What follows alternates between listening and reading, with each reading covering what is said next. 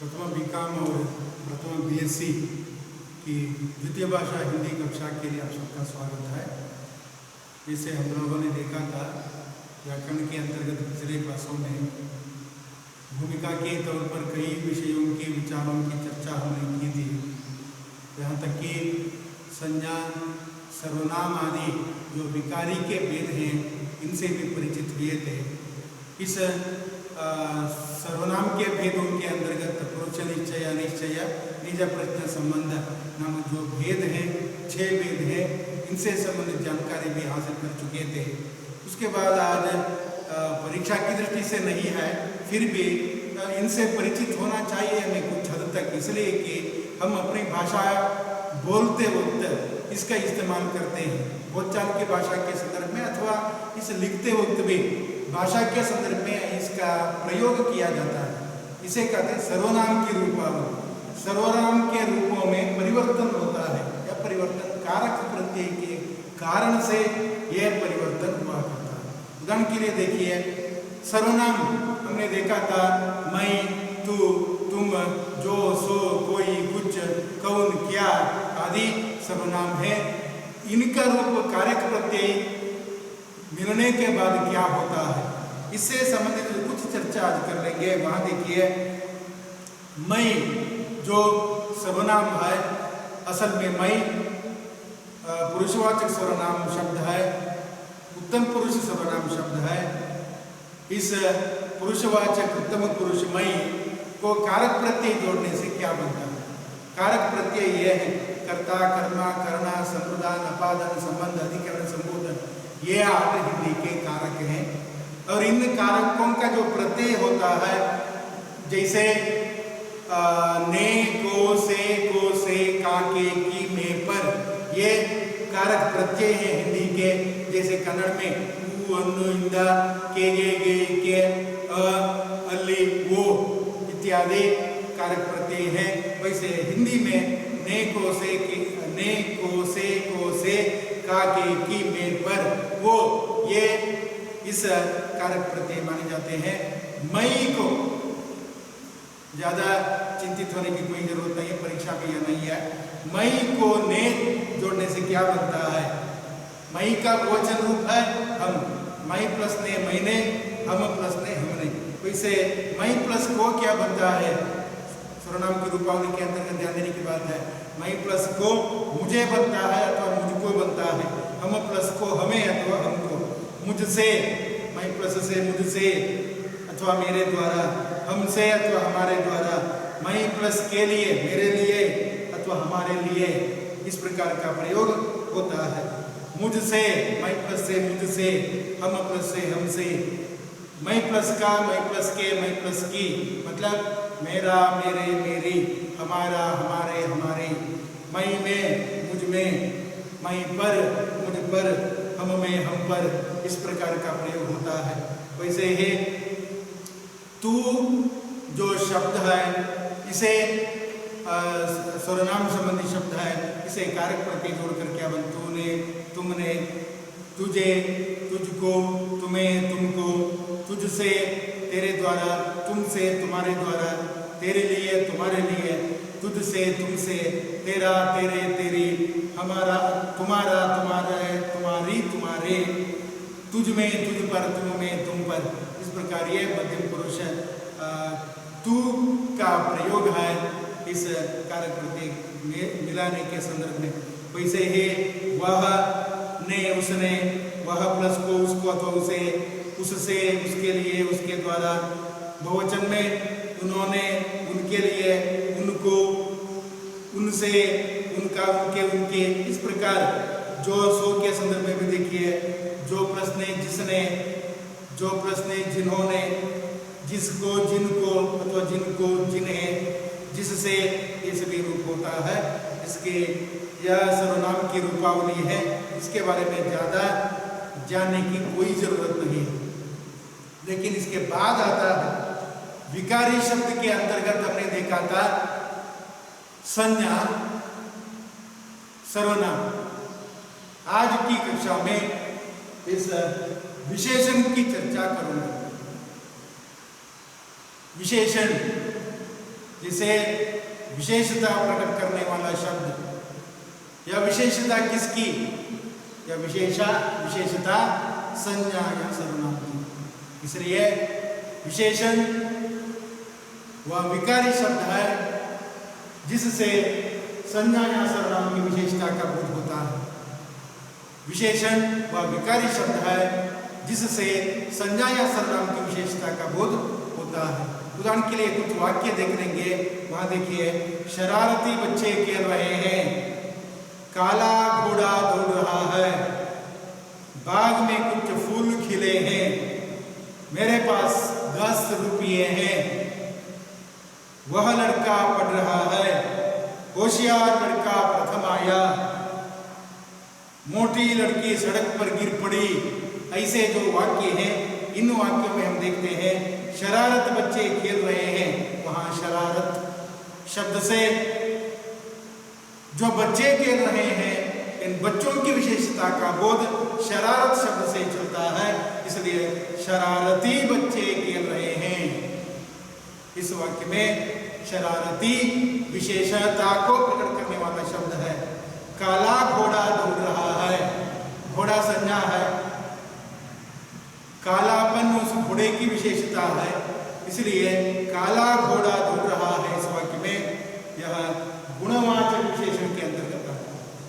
बाग में कुछ फूल खिले हैं, फूल संज्ञा है तो कुछ फूल संज्ञा की विशेषता है। मेरे पास 10 रुपये हैं, यहाँ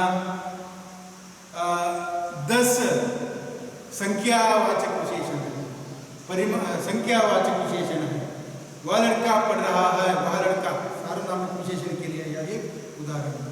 होशियार लड़का प्रथम आया, जो लड़का होशियार है वह उसकी विशेषता है।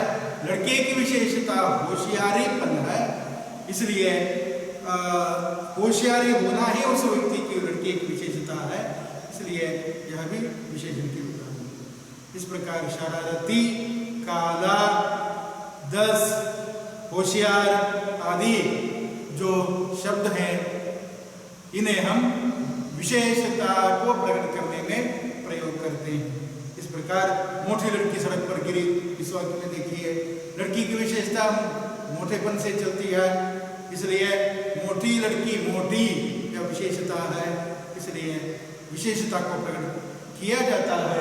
संज्ञा या सर्वनाम की विशेषता को बोध कराने वाला शब्द विशेषण कहलाता है। असल में यह विकारी शब्द है।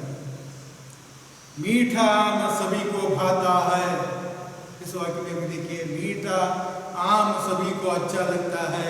आम की विशेषता उसका मीठापन है, उसकी मिठास है, इसलिए मीठा आम सभी को भाता है।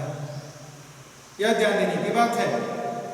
और इस ये जो उदाहरण मैंने देखा है, हमने देखा है, इन उदाहरणों में देखिए शरारती बच्चे, इस वाक्य में शरारती विशेषण है, बच्चे विशेष्य है। यहाँ और एक ध्यान देने की बात है, विशेषण के साथ साथ विशेष्य, विशेषण और विशेष्य में क्या अंतर है, जिससे परिचित होना। इन दोनों का फर्क क्या है? विशेषण से विशेषता का बोध होता है, विशेष्य संज्ञा या सर्वनाम हुआ करता है। संज्ञा या सर्वनाम की विशेषता का बोध वहां कराया जाता है, इसलिए विशेषता का बोध वहां कराया जाता है सर्व संज्ञा या सर्वनाम का। इसलिए वाक्य देखिए, शरारती बच्चे खेल रहे हैं, शरारती विशेषण है, बच्चे विशेष्य है। जिस संज्ञा या सर्वनाम की विशेषता का बोध होता है वह विशेषण है, और जिसकी विशेषता का बोध होता है वह विशेष्य कहलाता है। इसलिए बच्चा विशेष्य है, शरारती विशेषण है। काला घोड़ा में घोड़ा विशेष्य है, काला विशेषण है। मोटी लड़की में लड़की विशेष्य है, मोटी विशेषण है। मीठा आम में आम विशेष्य है, मीठा विशेषण है। इस प्रकार विशेष्य और विशेषण से जो अंतर है, इससे हमें परिचित होना चाहिए। जिसकी विशेषता प्रकट की जाती है उसे हम विशेष्य कहते हैं, संज्ञा या सर्वनाम की विशेषता को प्रकट किया जाता है, इसलिए संज्ञा या सर्वनाम को हम विशेष्य कहते हैं। इस संदर्भ में विशेषण विशेषता को प्रकट करने वाला होता है। उसके बाद विशेषण के भेद, जैसे पिछले क्लासों में हम लोग देख चुके थे, संज्ञा के 5 भेद हैं, सर्वनाम के भी 6 भेद हैं। इन्हें याद रखने के लिए, संज्ञा को याद रखने के लिए व्यजासद्रभा है, सर्वनाम को याद रखने के लिए पुरुष निश्चय अनिश्चय निज प्रत्यय संबंध है। वैसे ही विशेषण के भेदों को याद रखने के लिए हमें यह शब्द याद रखना है, गुण संख्या परिमाण सार्वनामिक। गुण संख्या परिमाण सार्वनामिक, ये 4 विशेषण के भेद हैं। गुणवाचक विशेषण, संख्यावाचक विशेषण, परिमाणवाचक विशेषण और सार्वनामिक विशेषण अथवा निदेशक विशेषण कहते हैं। गुणवाचक विशेषण जैसे शब्द ही बताता है, एडजेक्टिव ऑफ क्वालिटी।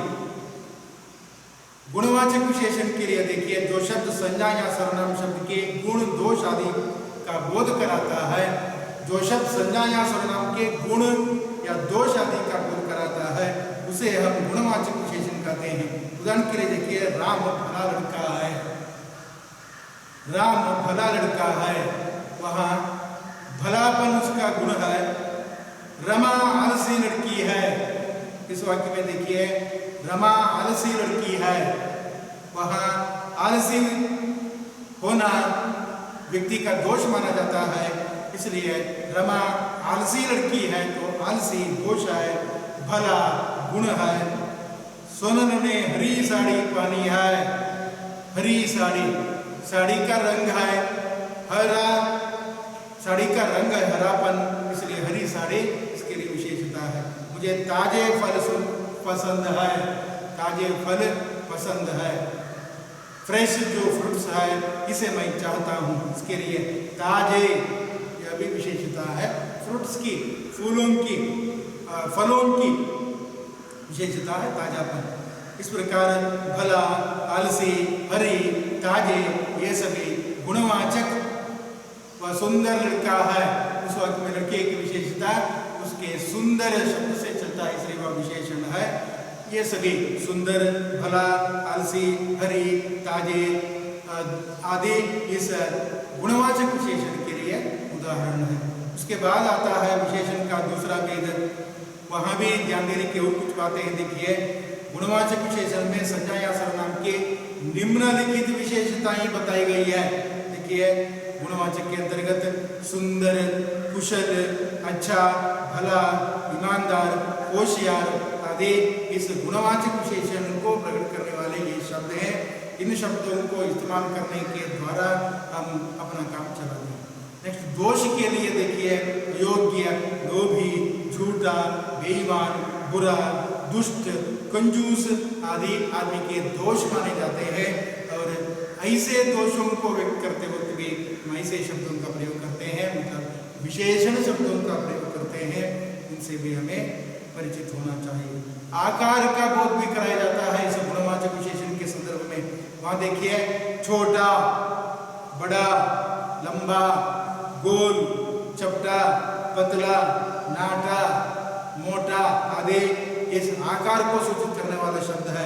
वैसे रंग को सूचित करने वाले शब्द भी होते हैं, विशेषण में प्रयोग किए जाते हैं।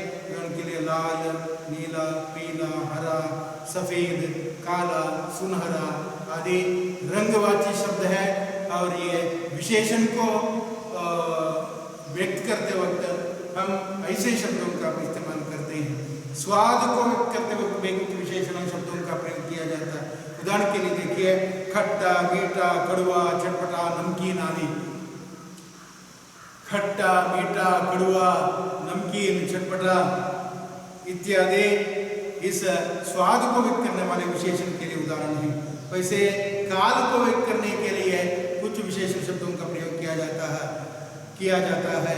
उदाहरण के लिए प्रातः, स्वयं अथवा स्वयं, सॉरी गलत है, सायं, सायं का मतलब संध्या समय, शाम। वैसे बीमार, वैसे प्राचीन, नवीन, दैनिक, वार्षिक, मासिक आदि, त्रैमासिक आदेश काल को सूचित करते वक्त ऐसे विशेषण शब्दों का प्रयोग हम करते हैं।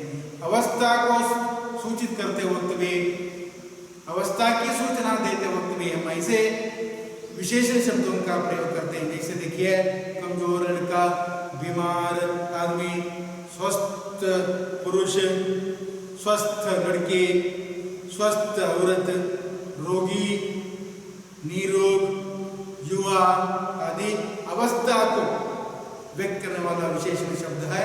और वैसे ही स्थान को व्यक्त करने वाला विशेषण शब्द ये होता है ग्रामीण, नागरिक, भारतीय, बनारसी, नागपुरी, उड़पी वाला, चीनी वाला, मंगलोर वाला, बंटवाल वाला, ऐसा प्रयोग हम करते हैं। ऐसे संदर्भों में देखते हैं स्थान को सूचित करने के लिए ऐसे शब्दों का इस्तेमाल किया जाता है, ऐसे विशेषण शब्दों का इस्तेमाल किया जाता है।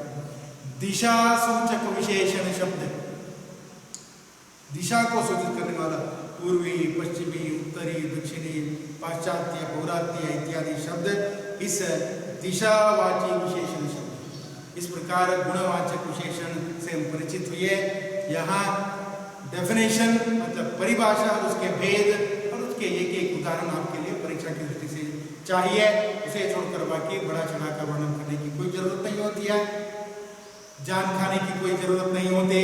हमने तो बता दिया, आप तो मैं समझता हूँ सुन चुके हैं, लेकिन यथासाध्य याद रख सकते हैं, याद रखिए, नहीं तो छोड़ दीजिए।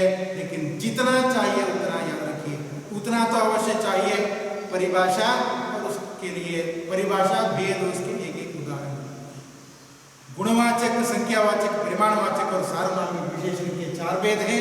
इनमें गुणवाचक विशेषण से संज्ञा या सर्वनाम के गुण या दोष का बोध होता है। उदाहरण के लिए, वह आलसी लड़की है, वह भला लड़का है।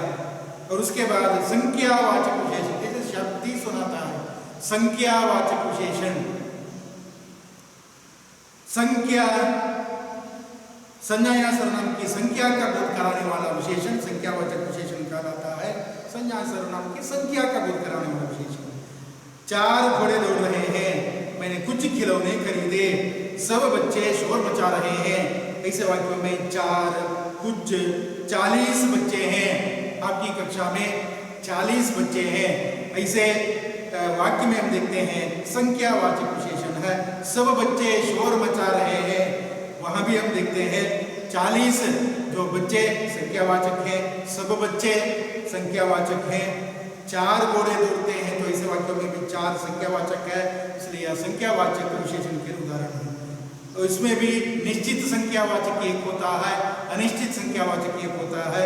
निश्चित संख्यावाचक में 10 रुपये दे दो, 3 लड़कियां बैठी हैं, 3 लड़कियां बातें कर रही हैं।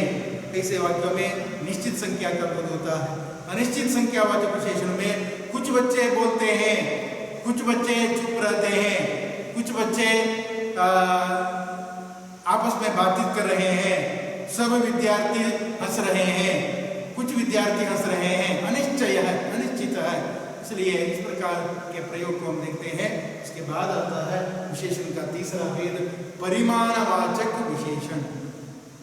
याद रखिए, परिमाणवाचक, क्वांटिटी, परिणाम नहीं, रिजल्ट नहीं, परिमाणवाचक विशेषण जो शब्द किसी वस्तु के मात्रा, नाप अथवा तौल बताते हैं उन्हें परिमाणवाचक कहते हैं।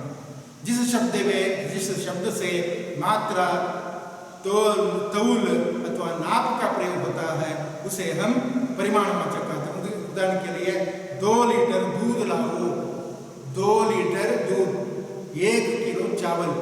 जैसे तुलु में कहते हैं 1 लीटर पेर, 1 लीटर नीर। ऐसे वाक्यों में पेर और नीर जो है विशेष्य है, तो वंजी और मुजी विशेषण है। इसलिए 2 लीटर दूध, 5 किलो घी, थोड़े चावल, बहुत दूध पड़ा है। ऐसे वाक्यों में परिमाण को सूचित किया जाता है, इससे परिचित होना है। उसके बाद आता है निश्चित परिमाणवाचक और अनिश्चित परिमाणवाचक। इस परिमाणवाचक में भी निश्चित और अनिश्चित 2 प्रकार के हैं। परीक्षा में इसे सूचित करने की कोई जरूरत नहीं है। परिमाणवाचक विशेषण की परिभाषा उसके एक उदाहरण देने से काफी है। लेकिन अब तो सुनिए, निश्चित परिमाणवाचक के अंतर्गत 1 किलो दाल, 2 लीटर दूध, 100 ग्राम हल्दी, 5 मीटर कपड़ा, ऐसे वाक्यों में निश्चित परिमाण का बोध होता है। अनिश्चित परिमाणवाचक विशेषण में देखिए, थोड़ा दूध, बहुत फल, कुछ सब्जियां, लोटा भर पानी, ये सभी अनिश्चित परिमाणवाचक उदाहरण है। सार्वनामिक अथवा संकेतवाचक विशेषण, विशेषण का अंतिम भेद है सार्वनामिक विशेषण अथवा इस संकेतवाचक विशेषण। उदाहरण के लिए देखिए, जहां सर्वनाम शब्द या शब्दों से संज्ञा या जो विशेषण संज्ञा या सर्वनाम शब्दों के पूर्व लगाकर विशेषता प्रकट करते हैं, इसे हम सार्वनामिक विशेषण कहते हैं। यह किताब अच्छी है, किताब संज्ञा है, तो यह किताब संकेत किया जाता है, निर्देश दिया जाता है, इसलिए यह किताब अच्छी है। कोई सज्जन आए हैं, सज्जन व्यक्ति है तो कोई सज्जन आए हैं, यह भी इस सार्वनामिक विशेषण के लिए उदाहरण है। उसका घर बहुत बड़ा है, ऐसे वाक्य में देखते हैं सार्वनामिक विशेषण। इस प्रकार ध्यान देने की बात यह होती है कि विशेषण के संदर्भ में हमें इन विचारों को याद रखना है। विशेषण क्या है, उसके भेद कौन से हैं, और विशेषण और विशेष में क्या अंतर है, इसके भेद कौन कौन से, गुण संख्या परिमाण और सार्वनामिक विशेषण में। गुणवाचक विशेषण, इसका उदाहरण, उसके कुछ भेद मैंने बता दिया था। संख्यावाचक विशेषण, परिभाषा और उदाहरण, और उसके दो भेद, निश्चित और अनिश्चित संख्यावाचक। परिमाणवाचक विशेषण के अंतर्गत निश्चित और अनिश्चित परिमाणवाचक विशेषण, इनसे परिचित होना है। इतना काफी है आज की कक्षा के लिए, और आने वाले क्लास में हम व्याकरण के अंतर्गत अगला जो चैप्टर है क्रिया, विकारी शब्द का अंतिम भेद है क्रिया, इससे परिचित हो सकते हैं। आज के लिए यही समाप्त कर लेंगे। धन्यवाद। अगले क्लास में फिर देख लेंगे। तब तक के लिए धन्यवाद। नमस्कार।